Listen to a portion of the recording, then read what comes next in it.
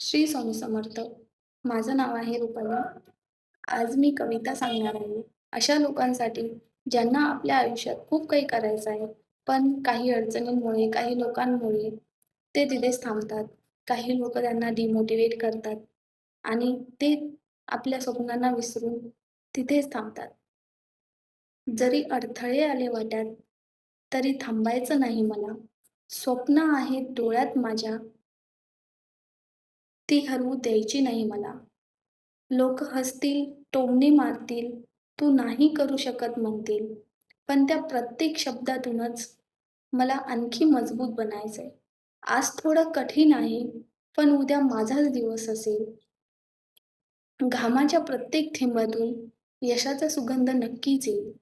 मी पडेन, पुन्हा उभी राहीन, कारण हार मानणं मी शिकलेच नाही. माझ्या स्वप्नांसाठी लढताना मी कधीच थांबणार नाही. एक दिवस असा येईल, जिथे लोक मला पाहतील आणि म्हणतील, हीच ती जिने स्वतःचा मार्ग बनवला. धन्यवाद. जर तुम्हाला कविता चांगली वाटली असेल, तर मला नक्कीच फॉलो करा.